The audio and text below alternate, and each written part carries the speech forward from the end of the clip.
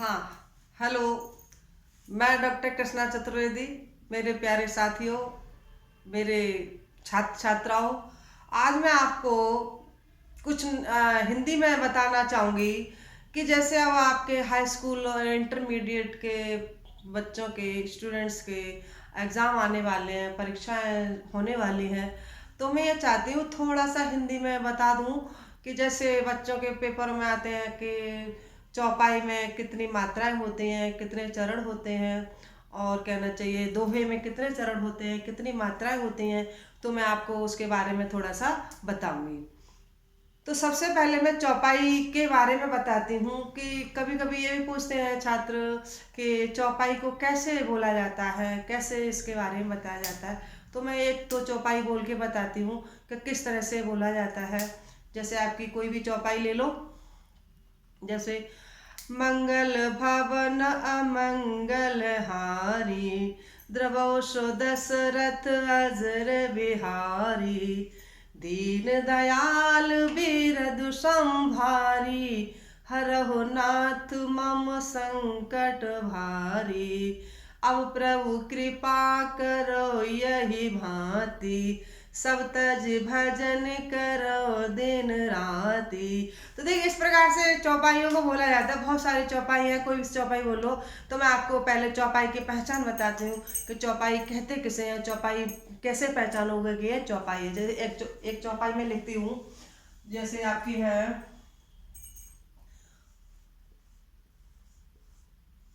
राम राज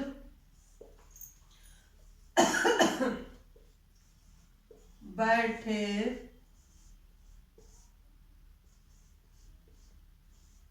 त्रिलोका।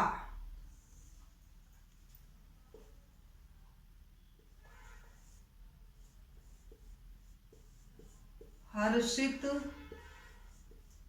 भये गए सब शोका।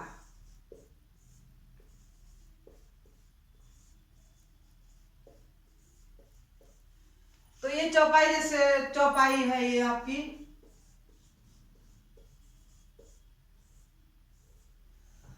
तो इसकी पहचान है कि चौपाई में दो चरण है आपका, एक प्रथम चरण, एक द्वितीय चरण, और प्रत्येक चरण में आपकी 16-16 मात्राएं होती हैं। तो 16 मात्राएं कैसे आप लगाओगे इसके बारे में आपको बताती हूँ। जैसे राम, ये आपका दो पाई का निशान है, दो मात्राएं गिनी जाएंगी इसमें। राम राज बैठे त्रिलोका। तो देखिए 2 2 4 5 6 7 8 9 10 11 12 13 14। त्रिलोका, त्रिलोका, राम राज बैठे त्रिलोका।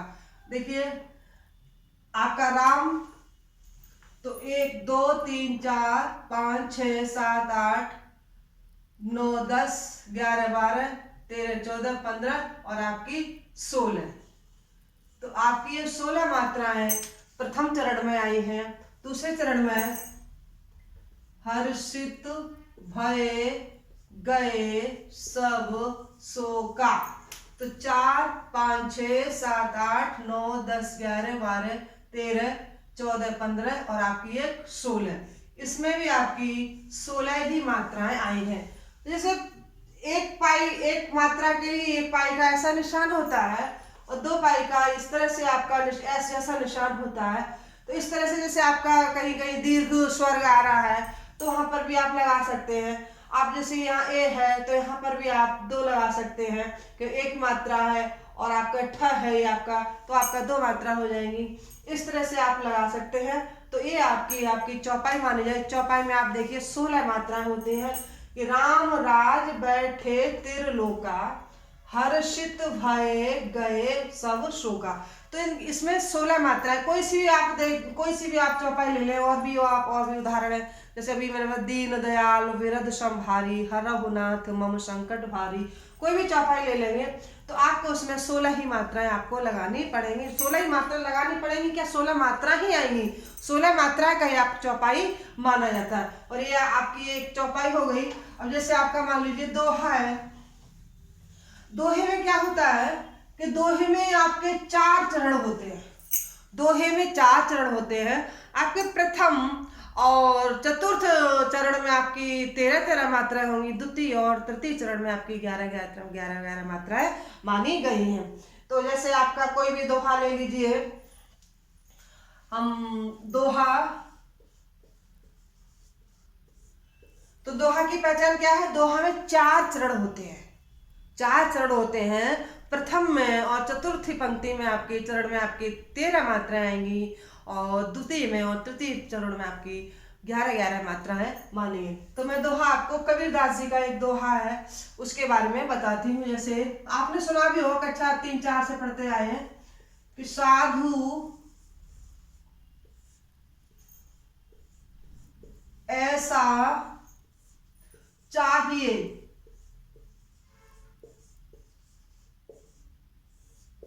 जैसा सूप सुहाए,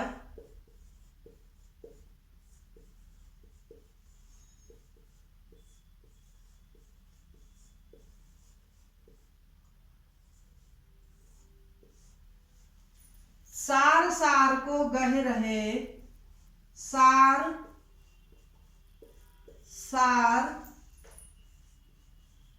को गह रहे और थोता दे उड़ाए।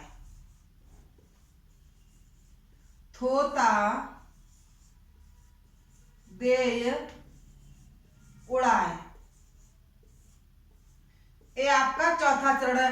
पहला चरण, दूसरा चरण, तीसरा चरण और आपका चौथा चरण। तो देखिए थोता है, हम बचपन में इसको तोता पढ़ते आए थे कि तोता दे उड़ाए, लेकिन थोता है जो बिल्कुल खोखला अनाज होता है।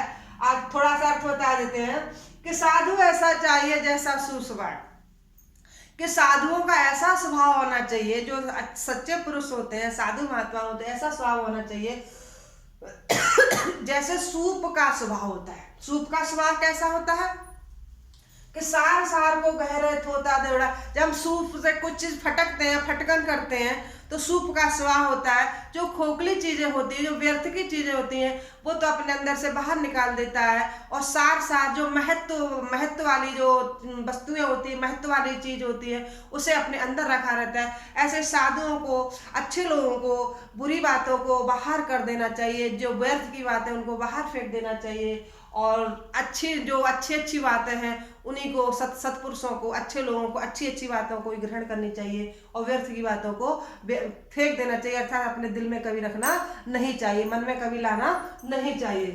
तो साधु ऐसा चाहिए। देखिए पहले चरण में साधु ऐसा चाहिए।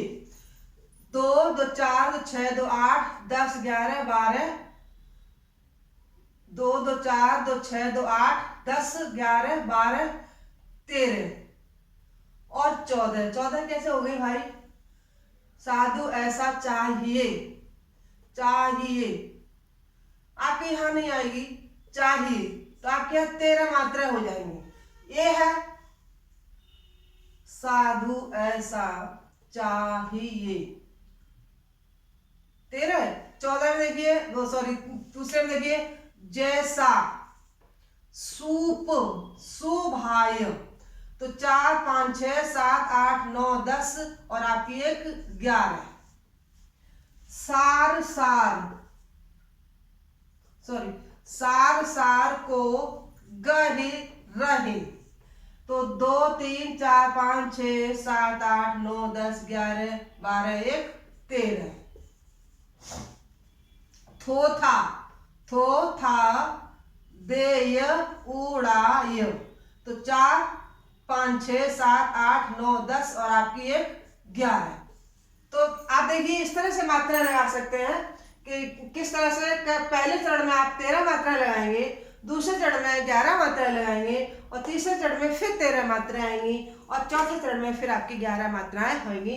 इस तरह से आप कोई भी दोहा होगा तो आप उसको 4 चरण का होगा, आप पहचान लेंगे। कोई भी दोहा जैसे मान लीजिए साधु ऐसा चाहिए, आपने ब्राह्म लिया थोड़ा सा, जैसा सूप सुभाए, सार सार को गह रहे, थोता दे उड़ाए।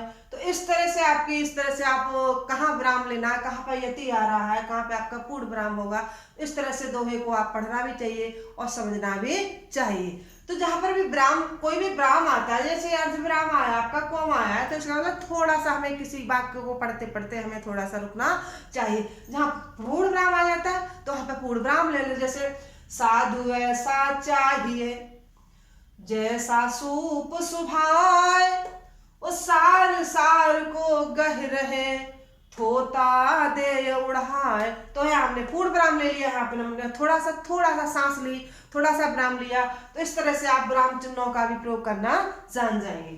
तो आपको हम इसके बारे में, आपको दोहा के बारे में बता दिया, चौपाई के बारे में बता दिया। अब बचता है आपका सोरठा। क्या बचता है आपका? सोरठा। सोरठा क्या होता है कि सोरठा दोहे का उल्टा होता है, विपरीत होता है। चरण तो उसमें भी 4 होते हैं, प्रथम और द्वितीय, तीसरा और चौथा चरण 4 होते हैं, लेकिन वो दोहे का उल्टा होता है। जो मात्रा उसकी पहले चरण में और आपके चौथे चरण में आपकी 11-11 मात्राएं होंगी, दूसरे चरण में और आपके चौथे चरण में आपकी 11, दूसरे चरण में और चौथे चरण में 13-13 मात्राएं मानी जाएंगी। तो ये आपका है सोरठा। सोरठा दोहे का उल्टा होता है।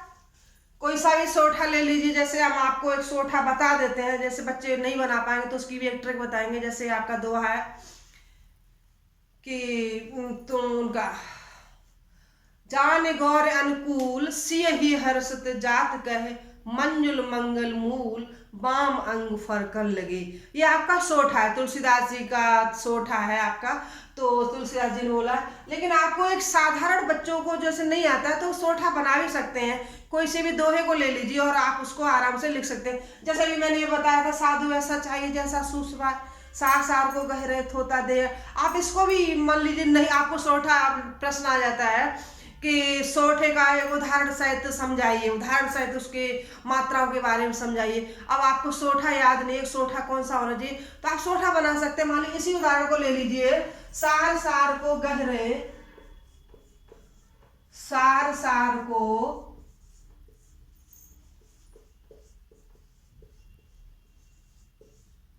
गह रहे, सॉरी साधु जैसा सूप सुवाए, पहले आएगा जैसा सूप सुवाए,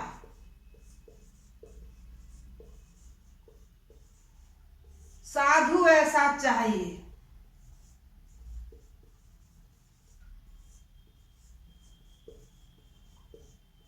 साधु ऐसा चाहिए। ठीक है। थोता दे उड़ाए,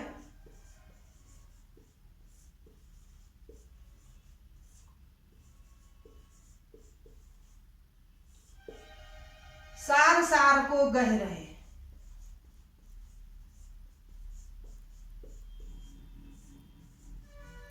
सार सार को गह रहे।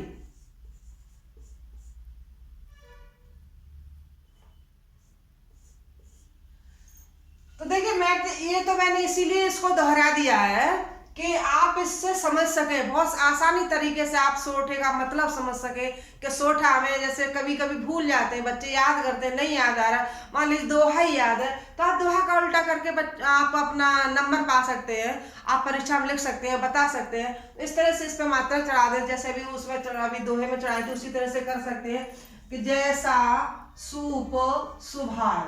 तो देखिए 2 2 4 2 6 1 7 8 9 10 11, आपकी पहले चरण में 11 मात्रा हो गई। ऐसे इसमें चढ़ा दिए, साधु ऐसा चाहिए। तो 2 2 4 2 6 7 8 9 10 11, सॉरी 7 2 2 4 2 6 7 8 होंगी, 8 9 10 11 12, आपकी 13। यहाँ पर ऐसा चाहिए, इस पे भी आपकी ए है ना, तो इस तरह से लिखा जाए चाहिए।